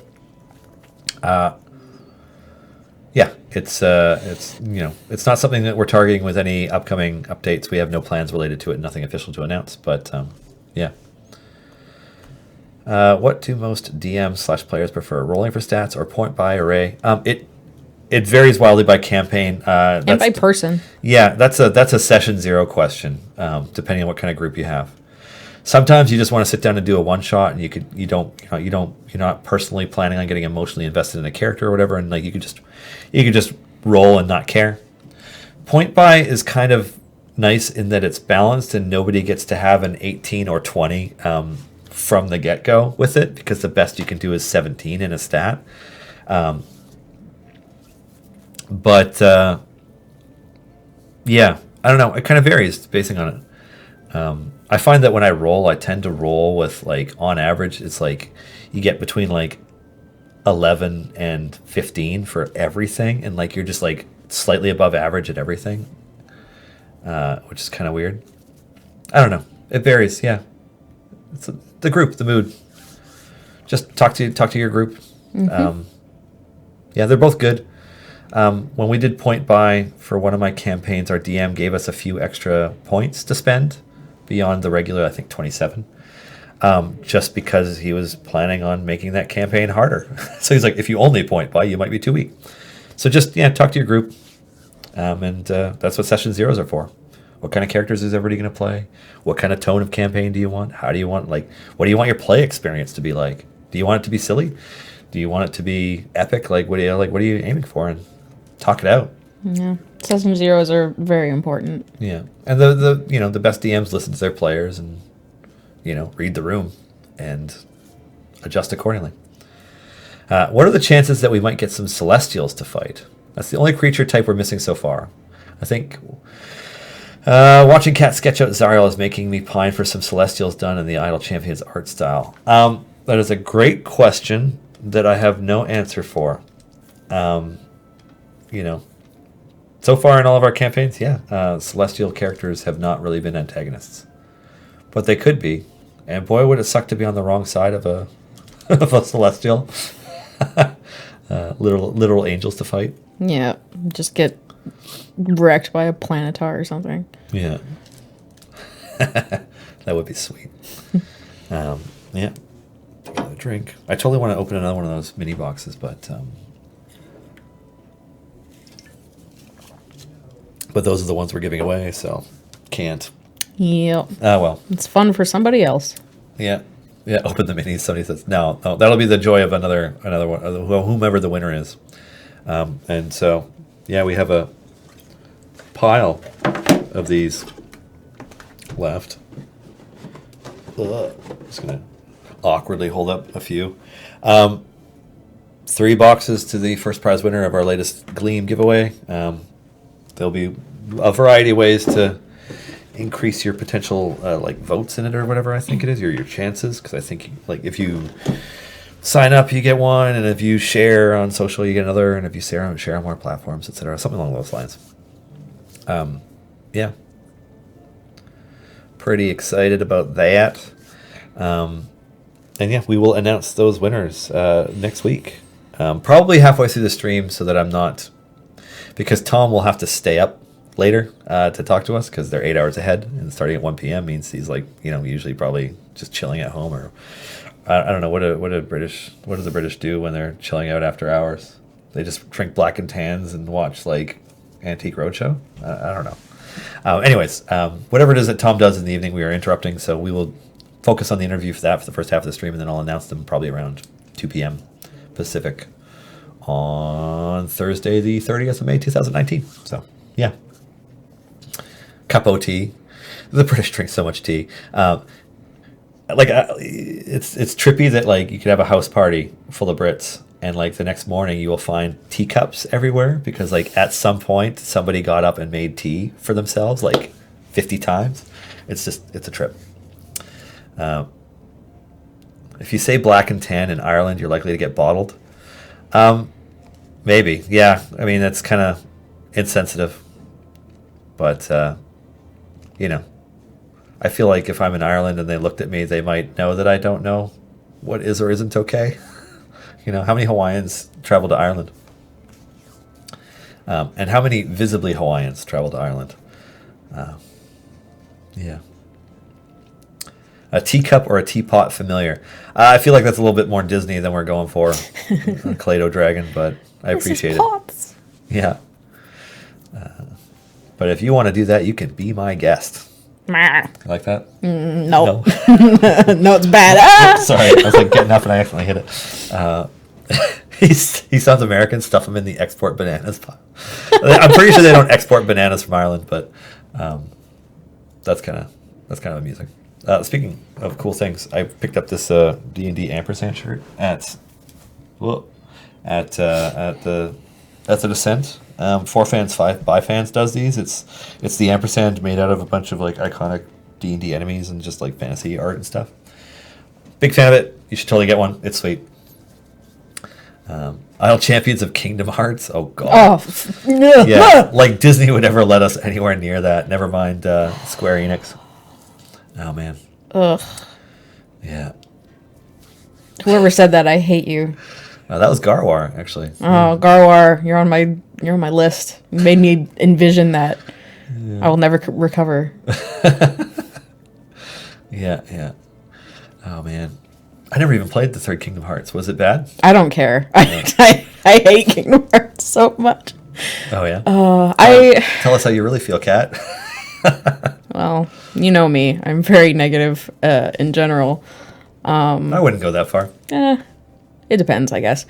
I don't know. I used to love it, when it was age appropriate when it first came out. In fact, I just like fell in love with the first commercial. Yeah. And it was the reason I bought a PS2. Mm-hmm. And in fact, we didn't have the money for a PS2. So I bought Kingdom Hearts and a memory card. And then we rented the system from a movie place. Oh, wow. That was nearby-ish. Yeah. And then I didn't... Let's see. I played Chain of Memories when it came out and was fairly disappointed because it was weird and different. And then I didn't play the second one until, like, sometime in high school. And I really, really hated Roxas in the beginning. And then just, like... didn't like any of the Organization 13 stuff, like especially because in the first game before Final Mix there was no even like hint of the organization being a thing. Yeah. So it all just like felt like out of nowhere and it was awful and stupid. Yeah. And that's about where I stopped. I never played any of the other ones. And I never checked them out or anything. I was just like, I don't care. When the remasters came out, I did get and play through and 100% the original Kingdom Hearts, but that was basically for nostalgia. Like the story and the cutscenes were just like laughable, and the gameplay was sort of like not super great because it was the first one, but it was good enough. Yeah, I just think it's all really, really stupid. Good to laugh at. There was a streamer that I like that just watched all the cutscenes from 3 over 360 days or whatever it's called. Yeah. And and just watched through the cutscenes with like a bunch of friends, just like ripping on it the whole time, and that was very fun. I didn't. I played Kingdom Hearts 1 and 2 way back in the day, and they're kind of just like simple, forgettable, fluffy games. With a that they started to tack more and more of a convoluted bad JRPG plot onto. So bad. But I never even considered playing 3. I'm like, no, I'll pass. Nah. Yeah. I'll grind out another gun in Destiny. Yeah, with people being all excited for it coming out, it was like, okay, well, good for you. I'm gonna do something else with my time. Idle Champions of Planescape. If you go AFK, the Lady of Pain will maze you. I like it. I really hope that 5e goes to Sigil and all of that stuff, because it's such a cool, paradoxy place, and it'll be just so interesting to have. So I hope they do it. Yeah, but I guess we're going to hell first, so you got to start at your bottom and work your way up through the planes of existence. Yeah, or to the middle where Sigil is.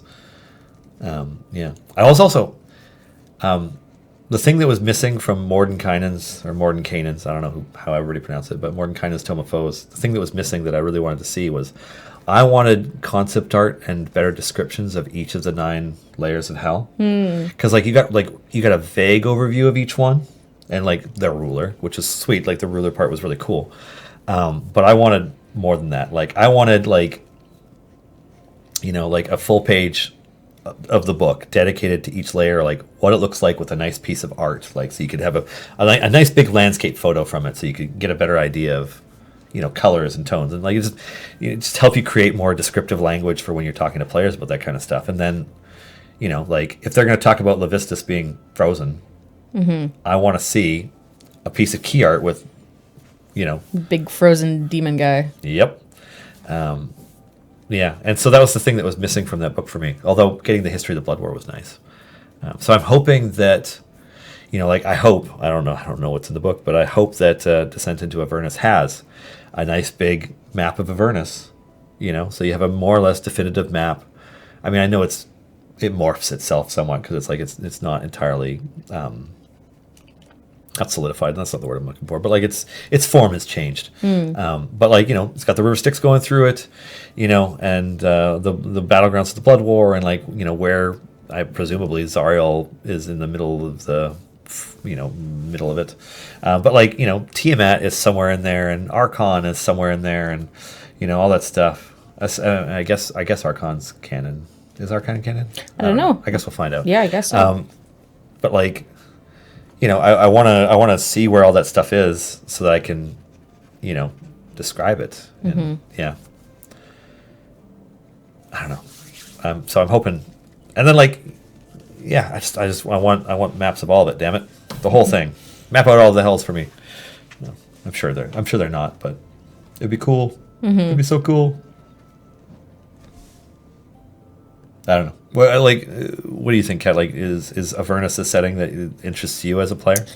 I don't know enough about it as like pretty much a D&D noob, because I don't have the like years of history that so many other people do. I've only been playing for 2 or 3 years. Okay, I guess. My first ever game was in this office, which is cool. Yeah, like just Avernus itself is just like all of hell, or what? I can describe it really quickly, actually. So Avernus used to be, and so what is and isn't canon is like hard for me to figure out these days. Yeah. Because I'm not sure, but as I understand it, Avernus used to be like a heaven-like paradise that was designed around temptation, where the devils could do their work. Like souls would go there and they would tempt them into deals, whatever. And then at some point during its history, the river Styx like burst through onto that plane and just started running through it.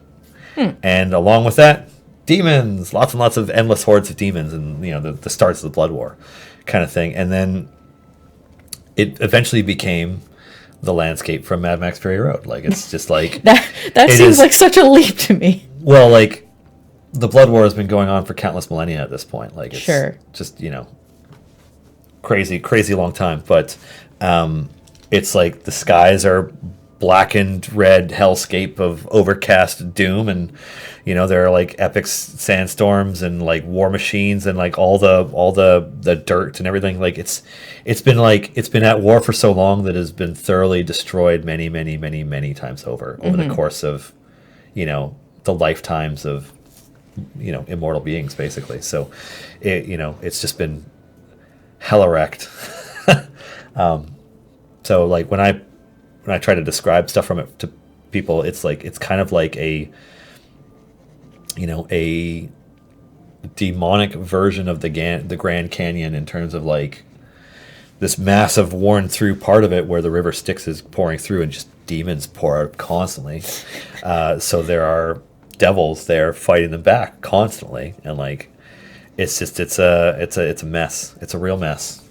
But the landscape from Fury Road, and I think that's why they kept leaning on saying it's like Fury Road with the streaming stuff, is because like they visually described it more or less as it is. It's just like it's as ravaged as any landscape could be by endless war. Looks like it got nuked into oblivion and then again over and over again, but over the course of much longer periods of time and with magic and stuff like that instead. Yeah. Well, I suppose as far as if I would be interested in like playing it as a player, I don't know. Setting sounds fun enough. Angels and demons and stuff is a good time. But it would depend, I guess, on what the actual story is going to be. Why are we there? Yeah. Are we fighting the war? Yeah, and they've kept that under wraps. I don't know much about it. Yeah. I mean, we will find out at some point. Yeah. Yeah, I know, I know the story starts in Baldur's Gate, and then at some point you end up down in Avernus. And how you get from how you get from B to A, and what is along the way, I'm unclear on, and then the parts that I do know, I don't know if have been released. Yeah. So it's like, I'm just not going to talk about it. But I'm excited for it, and Tieflings and Azamar only. God, well, that'll make you stand out. You'll either look like you're supposed to be there or like your food. But yeah, it should be interesting. After watching Kate Welch's thing, I'm looking forward to trying to get my players to like chop up a unicorn to feed to a hag to get them married to another hag and like all that other weird stuff that's going on. It's bananas. It's like a bunch of players who are very chaotic in how they play D&D and don't take it too seriously. And Kate Welch just rolling with it and letting it go off the rails. Yeah. It's the one Joe played in it too, and it's the one where like it looks like for the first 30-40 minutes where he's just like, what is this? Like, I came here to play D&D because like when they're like all saying who they are and who they're playing, like he's the one who's like got this elaborate backstory, he's got art made for his character, like he's like ready to get into it, and then it's just like goes off the rails immediately, and you just sees the look on his face like, what the hell? And then about 45 minutes in, he starts to get into it, and he's pretty hilarious by the end. Anyways, cool. Zariel. Yeah. Digging it. Yeah. Clint McElroy. From what I can glean from the key art anyway, because it's very, foreshortening and the pose and all that. So it's, compare this to that. Yeah. It looks cool. I like it. Yeah, Clint McElroy and Jerry Holkins were a power duo in that game. They were funny. They were really funny together. But yeah, like, Clint and Travis McElroy, Jerry Holkins, Joe Manganiello, Matthew Lillard, and who was the other one? Somebody whose name I don't know. And then Jeremy Crawford joining in as the character that got added later. It was just like, it was so funny. Anyways, it's 2:54. So we're going to wrap up our stream. So yeah, you have a week to join that Gleam to earn a chance to win some D&D Icons of the Realms, Waterdeep, Dungeons of the Mad Mage, pre-painted plastic miniature standard booster packs by WizKids. Thanks, WizKids. I'm just going to take a second. This has been our show for Thursday, May 23rd, 2019. Thank you all so much for joining us and participating and playing Idle Champions and playing D&D and talking about those things. You guys are awesome. This show exists because of a whole bunch of amazing folks, including my co-producers, Erica and Clive, as well as our partners at Dungeons & Dragons, Greg, Bart, Pelham, Allison, Xiaoling. I hope you guys are getting some sleep after the descent. Huge thanks to Kat for being a hero and joining me on stream today and, drawing Zariel. And I will post that in the Discord. I know somebody asked. Yeah. And then as far as I know, Welch's Game Juice is coming up next. Maybe it is, but maybe it isn't. But I'm pretty sure it is. I think it's still on the schedule. After that, that nerdy-ass voice actor show where they play D&D is coming up at 7. So have a wonderful weekend, everybody, and thanks for tuning in. Bye.